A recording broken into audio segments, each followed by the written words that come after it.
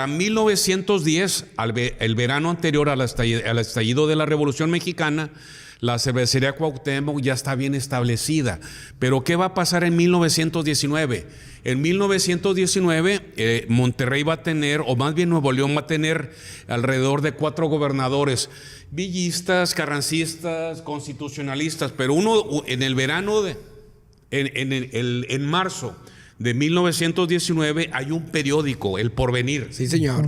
Que es el decano de los periódicos en Monterrey. Sí, señor. El gobernador en turno, no voy a decir el nombre porque que la gente comente, que la gente comente. Estar escuchando sus descendientes. Pero saludos a cada uno de ellos. Chequen el año. Bueno, este gobernador va a tener a bien publicar un decreto donde dice palabras más, palabras menos. A partir del 1 de marzo de 1919 se prohíbe el cultivo del agave tequilana Weber, se prohíbe la producción, elaboración y el consumo de todo tipo de destilados, llámese aguardiente, llámese tequila, Mezcal. llámese pulque. ¿Y quién crees que estaba detrás de eso? Cervecería. La cervecería Cuauhtémoc. Pero a ver, yo tengo ahí una duda porque quiero poner un paréntesis porque la verdad estoy más emocionado como niño en sexto de primaria con todo esto.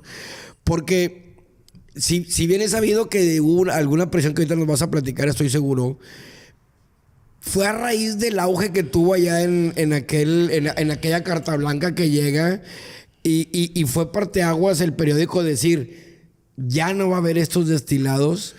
O sea, el que un periódico tan importante haya hecho tanto boom fue a raíz de ese decreto, de ese stand de Europa que alguien tan importante haya dicho, ten una carta blanca y ponle precio a esto. Sí. Que dijeron, ahora sí, güey, este es el líquido bueno. La revolución va a acelerar. La revolución, pero también los medios de comunicación. ¿Qué van a acelerar? Van a acelerar el consumo de la cerveza, no nada más en Monterrey, sino en todo el noreste, Coahuila, Nuevo León, Tamaulipas y el sur de Texas. Okay. Entonces, acuérdate que en la revolución hay mucha movilidad. Los ejércitos federales, los ejércitos revolucionarios van a llegar a Monterrey, llegan y se van. Sí. Por ejemplo, qué bueno que tocaste el tema, porque entre el 22 y el 24 de octubre de 1913 ocurre el primer ataque revolucionario a Monterrey. El general Pablo González, carrancista, comandante del Cuerpo de Ejército del Noreste, va a tomar las poblaciones al norte de Monterrey, va a tomar San Nicolás y va a destacar a una columna de tropas para que tome Cervecería. Ahí en Cervecería se sabía que muchos de los obreros habían sido armados para defender la propiedad privada, y la columna que va a tomar la Cervecería la toma. Entonces Pablo González, ya son las 4 de la tarde, y llama por teléfono a la Cervecería, contesta al capitán a cargo de esa columna y le dice, ¿ya tomaron la Cervecería? Ya la tomamos. ¿Ya la tomaste? Ya la tomamos. Entonces, ¿qué va a pasar? La columna que va a atacar la cervecería Cuauhtémoc no encuentra resistencia, y ¿sabes qué se va a tomar? Se van a tomar el equivalente a más de 100 cartones. Entonces, o sea, tomaron la cervecería y se la tomaron. Se atascaron. Entonces, eso va a hacer que el ataque revolucionario al siguiente día, 23 de octubre de 1913, fracase. ¿Por qué? Porque todos están como nosotros, pasados de copa. Sí. Entonces, saludos a todos los atascados. No, hombre, a mí hasta se me bajó por la emoción de la plática, cabrón. Oye, entonces, eso va a hacer que fracase, pero eso va a hacer que la cervecería Cuauhtémoc y sus productos, entre ellos la Carta Blanca, entren en el imaginario colectivo de esa república, que si tú quieres estaba en medio de un caos revolucionario, pero para 1919 ya hay una paz relativa, y eso va a hacer que la cervecería Cuauhtémoc tome cartas en el asunto, presione al gobernador en turno, y ese gobernador va a hacer que se prohíban todos los destilados. ¿Sabes qué va a pasar? Un siglo después, 2005, 2006, en Monterrey se va a volver a paladear, a degustar los tequilas, los destilados. Y en este momento todavía en Monterrey, si tú vas a alguna cantina, ¿qué vas a encontrar? Cerveza. Vas a encontrar cerveza pero también vas a encontrar algún aguardiente, Chingos. algún tequila, Mezcal, algún etc. mezcal de Oaxaca, de Jalisco. Entonces tardó 100 años. Y en esos 100 años, ¿quién va a ser el rey aquí en Monterrey? La cerveza. Pero lo sigue Hola, siendo. Camando. Lo sigue siendo la cerveza. Somos una ciudad, yo hasta la fecha yo creo que somos 100% cervecera. Definitivamente. O sea, yo creo que es muy difícil que alguien nos cambie todo esto. Yo tengo una duda. Por ejemplo, cuando estaba el tema que surgió la cerveza Indio, ¿cuál otra fue después de? Después de la Indio surge, bueno, la primera cerveza va a ser la Saturno. Ok. La Saturno, la Monterrey y la Indio. En 1896, ya para cerrar el siglo XIX, por la administración de don Porfirio Díaz quiere voltear al pasado. Quiere dignificar a todos los héroes que nos dieron historia, nos dieron patria, entre ellos Benito Juárez, pero sobre todo el gran Tlatoani o el gran emperador azteca que le hizo frente a Hernando de Cortés. ¿Sabes quién era? Cuauhtémoc. Y es en esos días en que la estatua de Cuauhtémoc, que nosotros lo vemos con la lanza el y estandarte. Bueno, esa imagen va a ser el emblema de la cerveza Indio. Estás hablando que hay un momento hay una tensión en el aire y hay una visión hacia el pasado para ver los orígenes, no nada más de la Nueva España, sino de la República Mexicana encarnada por ese gran general que era Porfirio Díaz. Entonces todo ese nacionalismo, todo ese mirar hacia el pasado está encarnado ¿en quién? En el gran emperador Tlatoani Cuauhtémoc, el águila que cae. Entonces Cuauhtémoc, desde 1890, ¿qué hicieron los accionistas? Voltearon a ver al pasado y, por ejemplo, ¿qué hubiera sido lo correcto? Aquí, por ejemplo, tuvimos grandes caciques o grandes capitanes de guerra, entre ellos Coajuco. ¿Sí lo han oído? Coajuco. Guajuco no. Guajuco. El Guajuco sí. O el Guajuco es el mismo. El de Santiago. Sí, el de que Santiago. le hace frijoles Él aquí a Monterrey. era un gran capitán de guerra, un gran cacique que inclusive atacó Monterrey en 2 ocasiones. Sí. Y él era de la nación Huachichil. Sí, de y Santiago. Entre ellos, acuérdense que entre las grandes naciones chichimecas que habitaban este valle, había unos que con las cenizas de sus fuegos se pintaban en su cuerpo desnudo unas rayas, como una especie de camuflaje artesanal. ¿Sabes cómo se llamaban? Los Rayados. Los Rayados, que ahorita son el nombre del equipo de Monterrey. Entonces, los Rayados, que eran de la etnia chichimeca, grandes guerreros.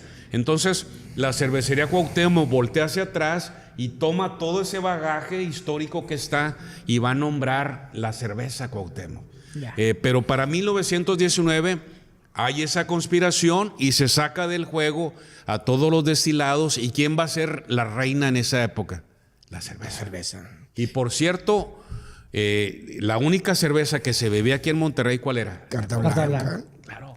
Y la Carta Blanca. Y acuérdate que la cervecería Cuauhtémoc trajo, aparte de prestigio, trajo progreso, trajo sueldos, trajo escuelas, trajo viviendas para los obreros. Y fíjate, porque te voy a hacer una pregunta así muy rápida. ¿Estaba Monterrey preparado? Los empresarios lo pensaban como, cabrón, es un negocio local. Cuando se vienen esos empresarios, 4 empresarios buscan. Si Monterrey estaba preparado para esa grandeza, los empresarios o desde un inicio dijeron, esto va a ser local, pero yo ya en la mente lo traigo para expandirlo. Claro, sí.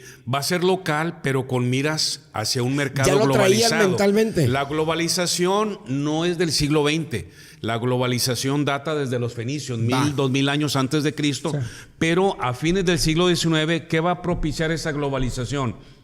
El caballo de hierro, el ferrocarril, el telégrafo y los buques de vapor. Entonces, los accionistas de 1890, obviamente vamos a conquistar el mercado local. Sí, y luego el noreste y luego nacional. Sí tenían esa visión. Claro, claro. Okay. Porque acuérdate que ellos eran como nosotros. Somos producto, muchos de los que estamos hoy aquí en esta mesa, nacimos en el siglo XX o a fines del siglo Sí, XX. claro. Entonces, estamos empapados de la televisión en blanco y negro, de la televisión a color, pero también De del no internet. celular y la Claro. chingada. Entonces ellos estaban a caballo o estaban a medio camino entre el caballo, pero también el tranvía eléctrico, la máquina de vapor, los buques que atravesaban de Europa a América, y todo eso te va a abrir una conciencia.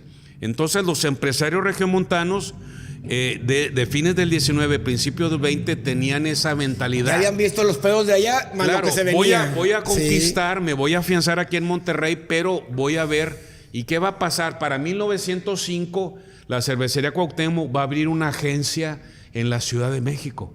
Y en la Ciudad de México hay una competencia de una cerveza que es exquisita, muy sabrosa, la Modelo. Es que de hecho todas están Pero bien ¿sabes sabrosas. también qué competencia había? En Orizaba se produce una cerveza que ahorita es de la Cuauhtémoc o es de la Heineken, Ajá. la Moctezuma. Ah, cómo no. Ah, ya. Cuyos productos son la Lager 2X, la Sí, Superior. sí, la Sol pero en aquel pero tiempo, en ¿no? Toluca, ¿sabes qué hacían? Hacían una cerveza exquisita, era una cerveza, pero todos ¿Suave? los cerveceros eran alemanes, mande. Ok, y digo, ¿la cerveza suave o más o menos ahí? No, eran lager rubias Ok. o eran pilsen oscuras. Ok, nada pero allá en Ciudad de México la competencia era feroz. Pero ellos dijeron, yo le voy a entrar. Güey. Si no lo intentas, no lo sabrás. Ya. Entonces abren la primera agencia de cervecería Cuauhtémoc. ¿Dónde crees? En el Paseo de la Emperatriz o el Paseo de la Reforma. Uf, la mera mata de las Claro. pedas ahorita. Y para 1920 van a empezar a comprar pequeñas cervecerías en Ensenada, allá en Baja California, pero sobre todo en Veracruz. Obviamente, compran pequeñas cervecerías artesanales, pero para 1930 la cervecería Cuauhtémoc, que ya tenía 40 años, ya se está abriendo paso. Es lo que te digo. Entonces- Entonces, sí, perdón, primo, nada más Dale, así dale. rápido. Fue un parteaguas la cervecería Claro. para que los demás estados dijeran, Claro. yo hago la mía, yo hago la mía, yo hago Y la si mía. tú quieres, hablando stricto sensu, la industria que le va a dar lustre y que va a hacer que Monterrey sea el emporio industrial que actualmente tenemos, es la cervecería Cuauhtémoc. Es correcto. No es la fundidora, porque la fundidora es de 1901, no es la vidriera, no son cementos mexicanos. La industria que le va a dar progreso y bonanza a esta ciudad es la cervecería Cuauhtémoc. Entonces se vuelve cuando se convierte en un símbolo de modernidad, entonces. Claro. ¿Y por qué? Porque beber cerveza se pensaba... Ay, por cierto, ¿sabes lo que decían los periódicos de 1919?